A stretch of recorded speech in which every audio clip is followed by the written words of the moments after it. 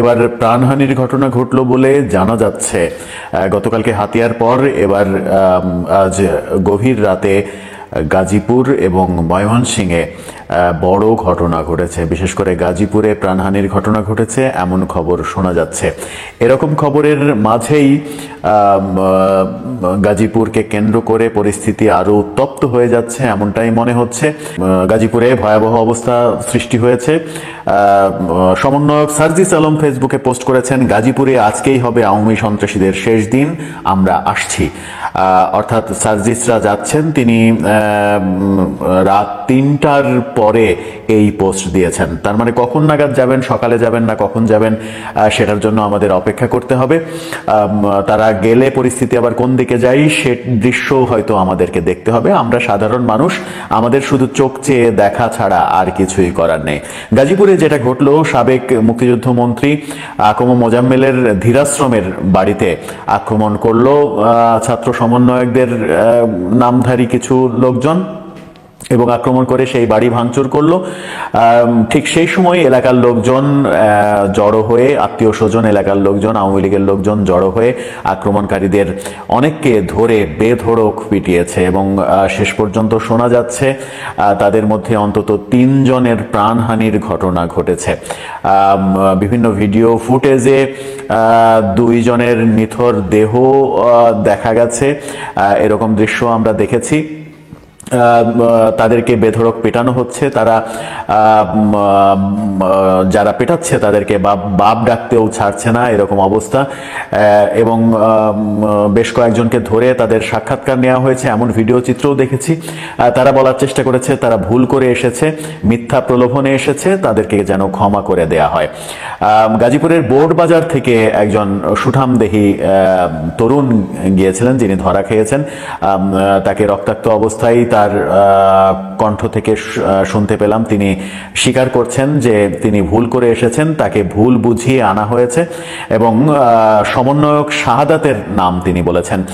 শাহাদাত নামের একজন সমন্বয়ক, গাজীপুরের সমন্বয়ক, তিনি তাদেরকে আকম মোজাম্মেলের বাড়িতে পিকনিক হবে, পিকনিক খেতে যাব সবাই, এমনটা বলে তাদেরকে নিয়ে এসেছেন এবং নিয়ে এসে আক্রমণ সাজিয়েছেন, এমন কথা তার মুখ থেকে শোনা গেছে। গাজীপুরে সদর হাসপাতালে অন্তত 15 থেকে 20 জনকে ভর্তি করা হয়েছে। সেনাবাহিনী, অসংখ্য সেনাবাহিনী সেখানে আহতদের উদ্ধার কাজে তাদেরকে লিপ্ত থাকতে দেখা গেছে। সেনাবাহিনী ব্যাপারটা যেন না বাড়ে সেই চেষ্টা করেছেন। সেনাবাহিনীর পরবর্তী পদক্ষেপ কি হবে সেটা আমরা দেখব।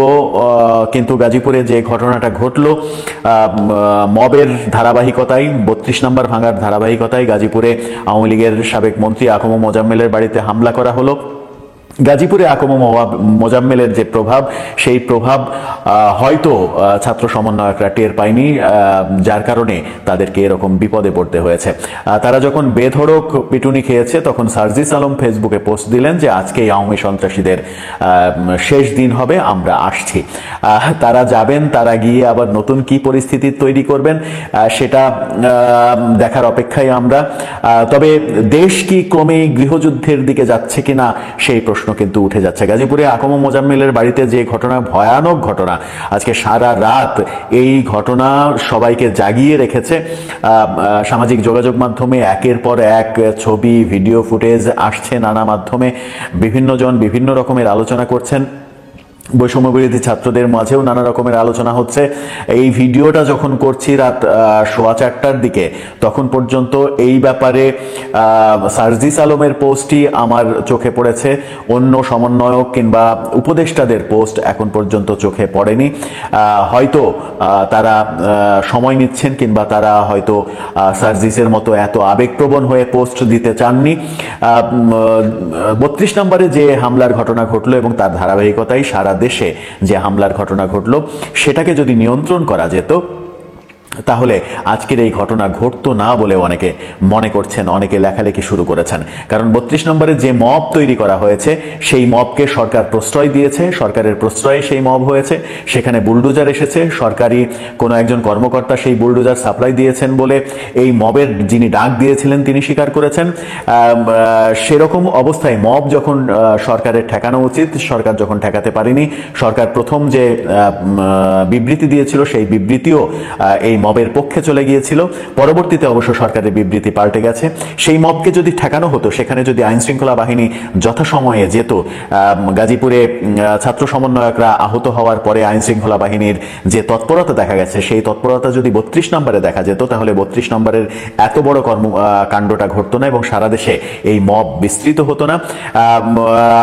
আওয়ামী লীগ যে এখন প্রতিহত করা শুরু করেছে, এটা যদি কন্টিনিউ হতে থাকে বাংলাদেশে, সারা বাংলাদেশে হতে থাকে, আমরা গতকালকে হাতিয়ায় দেখেছি, আজকে গাজীপুরে দেখলাম, গাজীপুরে আরেকটা ঘটনা ঘটেছে। গাজীপুরে গ্রামীণ ফোনের অফিসে হামলা করা হয়েছে। সেখানে কর্মকর্তা কর্মচারীদের বের হতে দেওয়া হয়নি এবং সেটাও আওয়ামী লীগের কর্মকাণ্ড বলে মনে করা হচ্ছে। এই গাজীপুরের আলোচনাটা যখন হচ্ছে, ঠিক সেই সময় খবর আসে ময়মনসিংহেও এরকম একটা ঘটনা ঘটেছে। আক্রমণ করতে গিয়ে জনতার রোষানলে পড়েছে ছাত্র সমন্বয়করা এবং তাদেরকে বেধড়ক পিটুনি দেওয়া হয়েছে। ময়মনসিংহের ঘটনাটা এখন পর্যন্ত অতটা পরিষ্কার করে বলতে পারছি না, কিন্তু গাজীপুরের ঘটনাটাতে অন্তত 15 থেকে 20 জন আহত হয়ে হাসপাতালে ভর্তি হয়েছেন, সেই খবরটা নিশ্চিত করেই বলা যায়। সেই খবর বিভিন্ন সোর্সে আসছে, গণমাধ্যমেও খবর হচ্ছে, যেহেতু ছাত্র সমন্বয়করা মার খেয়েছেন এবং তাদেরকে যেভাবে যে ভিডিও ফুটেজগুলো 2-3টা চোখে পড়েছে, স্থানীয়ভাবে যারা রেকর্ড করেছেন ফেসবুকে দিয়েছেন, এরকম ভিডিও যেগুলো চোখে পড়েছে, তাতে তাদেরকে বেধড়ক অমানবিকভাবেই পেটানো হয়েছে এবং তাদেরকে বলতেও শোনা গেছে যে গাজীপুর হচ্ছে আকম মোজাম্মেল এবং আহসানুল্লাহ মাস্টার, এই দুইজনের ভূমি, এই দুইজনের যে আধিপত্য, সেই গাজীপুরে এত বড় সাহস যে সেই গাজীপুরে আকম মোজাম্মেলের বাড়িতে হামলা করতে এসেছে। গাজীপুরে এই ঘটনা যখন ঘটলো, আকম মোজাম্মেল হকের বাড়িতে আক্রমণের প্রতিরোধ গড়ে তোলা হলো এবং বেধড়ক পিটুনি দেয়া হলো ছাত্র সমন্বয়কদের। এই ঘটনা যখন ঘটলো তখন সারাদিন কিন্তু একটা ব্যাপার খুবই আলোচিত হয়েছে, সেটা হচ্ছে গাজীপুরের সাবেক মেয়র জাহাঙ্গীর আলম, তিনি তার একটা অডিও রেকর্ড ফাঁস হয়েছে, যেখানে তিনি একটি জুম মিটিংয়ে সম্ভবত কথাগুলো বলছিলেন, যেখানে তার মুখ থেকে শোনা গেছে যে আর বসে থাকার সময় নেই, এখন হচ্ছে প্রতি আক্রমণের প্রতিশোধের সময়, এখন আর বসে থাকা যাবে না। আমরা যদি ঠিকভাবে ঘুমাতে না পারি, আমরা যদি ঠিক না থাকি, তাহলে রাজধানীবাসীরও ঘুম আসবে না, রাজধানীবাসীর ঘুম হারাম হয়ে যাবে। এমন কথা কিন্তু জাহাঙ্গীর আলমকে বলতে শোনা গেছে।